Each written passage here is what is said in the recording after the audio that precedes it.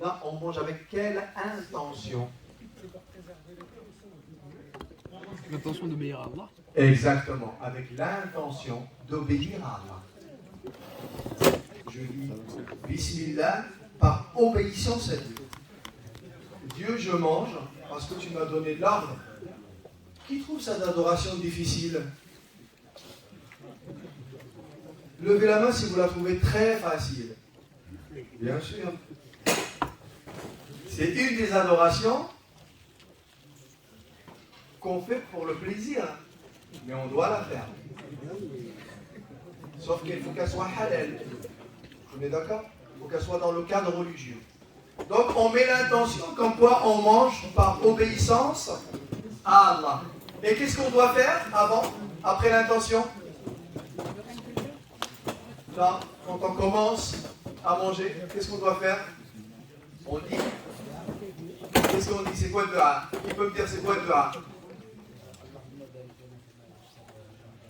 Masha'Allah. On dit Bismillah, Allahumma barik lana fima razaqtana, soit waqina adab an-nar, soit wazidna khayran minhu. Bismillah, Allahumma barik lana fima razaqtana. Oh Seigneur, bénis la subsistance que tu nous as accordée. Et Allah, mets la bénédiction, mets la baraka dans notre repas. Et on demande encore, parce qu'on n'est jamais rassasiés, nous les humains, Wazidna khayran minhu, et rajoute-nous encore meilleur. Parce qu'en fait, on demande à qui? On demande à Allah, le riche. On demande à Allah, le riche. Donc même si vous avez un bon repas, demandez à Allah un repas meilleur. Voilà, si vous êtes très ascète dans l'ascétisme, de dire Bismillah, Allahumma barik lana fima razaqtana, wa qina adhaban nar. Ya Allah, bénis notre repas que tu nous as accordé et protège-nous du châtiment de l'enfer, le feu de la fournaise. Qu'est-ce qu'on doit faire après quand on dit Bismillah? On mange avec quelle main? La main droite. Et on boit avec quelle main? La main droite. Ah, eh bien j'ai vu certains frères manger avec la main droite et boire avec la main gauche.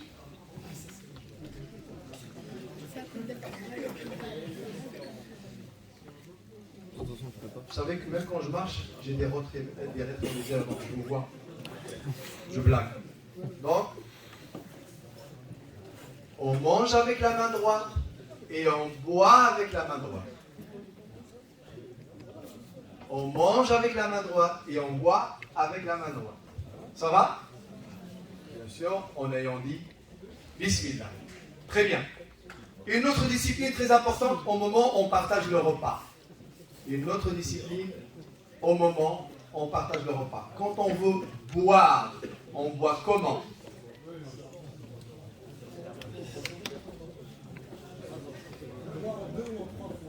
Très bien. Le mieux, la sunna, c'est 3 fois.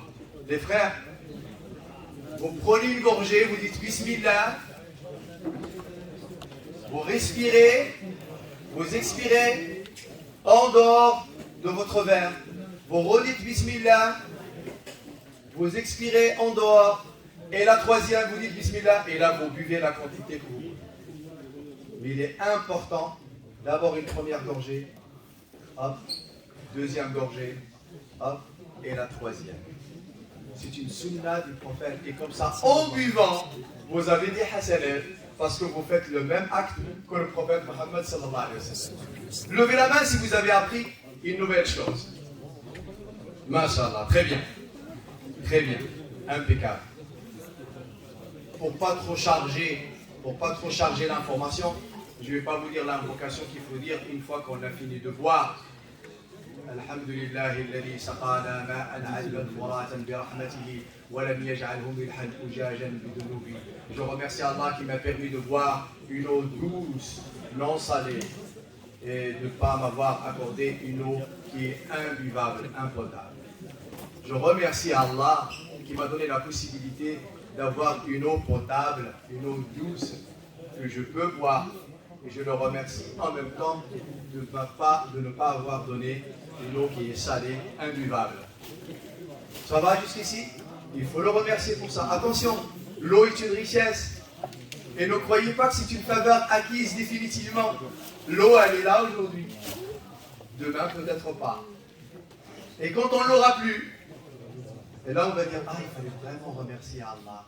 Parce que quand on ne remercie pas Allah, quand on n'est pas dans le shukr, dans le remerciement, vous savez c'est quoi la punition? Allah, il le prive de cette faveur. Si Allah, il te donne de l'argent et tu ne remercies pas Allah, il te l'enlève. S'il te donne la santé, tu ne remercies pas Allah, il te l'enlève. Si Allah, il te donne une épouse, tu ne remercies pas Allah, il te l'enlève. Si Allah, il te donne des enfants, tu ne remercies pas Allah, il te l'enlève. Voyez? Donc, une faveur donnée par Allah, ce n'est pas un don définitif et garanti. Allah Ta'ala, il peut la récupérer. Allah, il peut te l'enlever. Mais pour ne pas l'enlever, c'est quoi le moyen? Pour pas qu'il nous l'enlève, c'est le remerciement. Allahumma ja'alna minash shakirin. Ya Allah, fait que nous soyons des remerciants. On te remercie pour tes faveurs. C'est très important, les frères. C'est très important. Bien. Et je résume. Quand on a fini le repas, on dit quoi? Les jeunes, écoutez-moi bien. Écoutez-moi bien. Quand on a fini le repas, qu'est-ce qu'on dit? Jeune homme au fond, tu n'es vraiment pas attentif à ce qu'on dit. Tu n'es vraiment pas attentif. C'est vrai, en mangeant, on a plus d'énergie, on a plus de vitamines, et on devient un petit peu excité et envie de bouger. Mais alhamdoulilah, nous sommes musulmans et on a la foi, on a la sérénité, donc il est important de se contrôler. Dites-moi, qu'est-ce qu'on dit quand on a fini le repas? On dit alhamdoulilah, louange à Allah. On dit alhamdoulilah.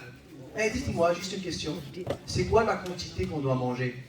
La quantité qu'on doit manger. Masha'Allah. Oui? Il a dit en arabe, je veux l'entendre en français aussi. Très bien, barakallahu fi. Les frères, les enfants, les jeunes, dis-moi. Ah, je vais te dire ce qu'on va dire. Très bien. Très bien, Fadl. Écoutez-moi bien. Il faut un tiers pour la nourriture, un tiers pour l'eau, un tiers pour l'oxygène. Un tiers. Écoutez-moi bien. Je sais très bien que parmi nous, il y en a qui dépassent les tiers. Et vous n'avez qu'à voir les abdominaux. Et tu vas voir le tiers. Là, c'est les trois quarts. Trois quarts de l'indice. Il y a un petit sixième d'eau. Il n'y a pas d'oxygène. Il est étouffé, le gars. Il n'arrive plus à respirer. C'est normal, il y a trop de lentilles dans l'estomac. Il y a trop de msemmid, il y a trop de badrir, il y a trop de couscous, il y a trop de... Et après, il dit, oh là, j'ai du mal à dormir la nuit. Oh là, monsieur l'imam, je fais des cauchemars. Ben, c'est normal que tu fasses des cauchemars, tu as vu l'état de ton ventre. Il faut manger un tiers pour le manger, un tiers pour boire et un tiers pour l'oxygène. Je vais vous raconter une anecdote qui m'est arrivée. Il y a un monsieur très religieux. Les jeunes, les frères, ça va? Vous êtes avec nous? Merci. Écoutez bien. Il y avait un monsieur, on était dans une invitation, et cet homme, machallah, très religieux et très spirituel. Il nous donne des conseils. Il dit voilà, le prophète sallallahu nous a conseillé comme quoi il faut se contenter d'un minimum de repas, juste de quoi avoir un peu d'énergie pour se lever et être actif. Machallah.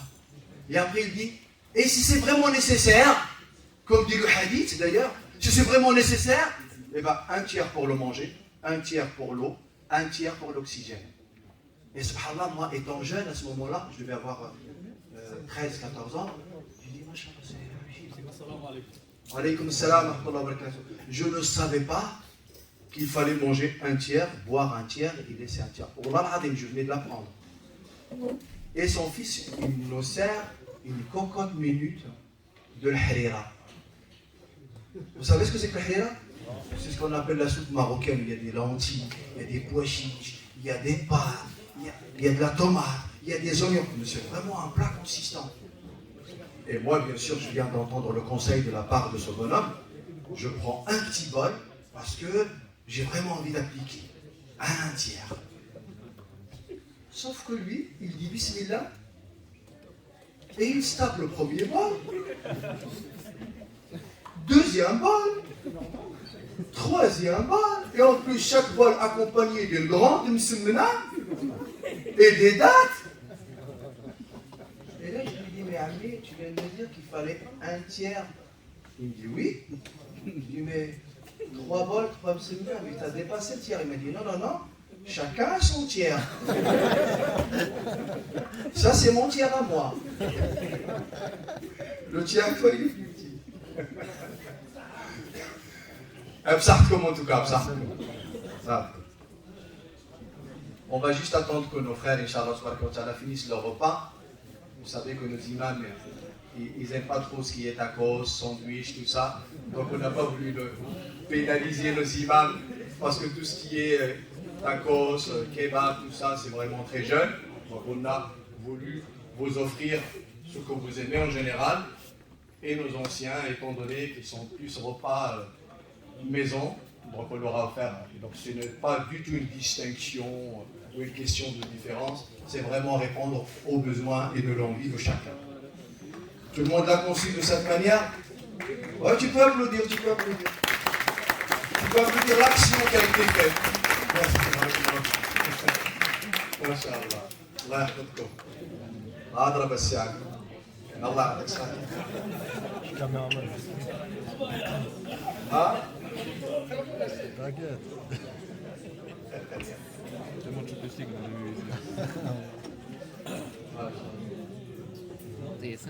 c'est vrai. En général, le prophète quand il nous a dit qu'il fallait être généreux envers ses convives, envers ses invités, il faut toujours leur offrir ce qu'ils aiment. Ce qu'ils aiment. Vous voyez? Et ça, c'est très important. Et le prophète, sallallahu alayhi wa sallam, si vous êtes vraiment des véritables croyants, et vos croyants en Allah, et au jour du jugement dernier, eh bien, soyez généreux envers vos convives, envers vos invités. Il faut faire un gros... Vous savez ce qu'il a fait Sayyidina Ibrahim, alayhi salam? Vous savez ce qu'il a fait Sayyidina Ibrahim? Eh bien, il a un invité et il lui a présenté un veau à lui tout seul. Les frères, il faut toujours chercher à vivre modestement, simplement, avec un minimum, lorsqu'il s'agit de nous-mêmes, de notre vie personnelle. Mais quand j'ai un invité, je lui propose tout ce que j'ai. Parce que ça fait preuve de foi, de croyance en Allah et au jour du jugement dernier.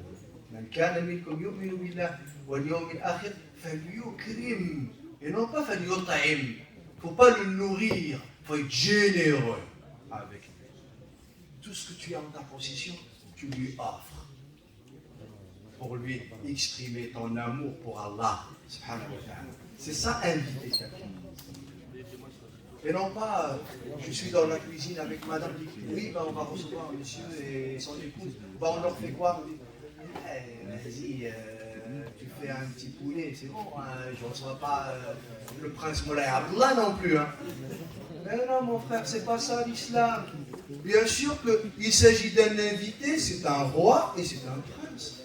Bien sûr, il faut absolument que tu lui mettes toutes les conditions.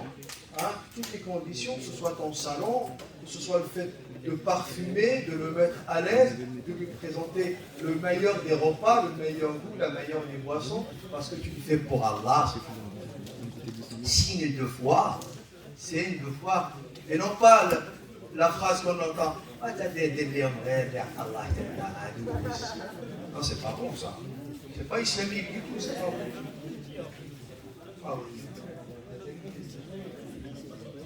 Les frères, est-ce que vous êtes prêts pour le quiz ou pas? Tout le monde est prêt? Vraiment? Je vais juste attendre qu'on débarrasse les tables. Comme ça, on se concentre sur ce qui est question-réponse, Inch'Allah. Et par contre, j'ai envie de vous donner, avant le quiz, j'ai envie de vous donner le micro. Dites-moi les choses que vous avez envie de dire. D'accord les frères? Parce que je vous l'ai promis tout à l'heure, j'ai pas envie de ne pas tenir mon engagement.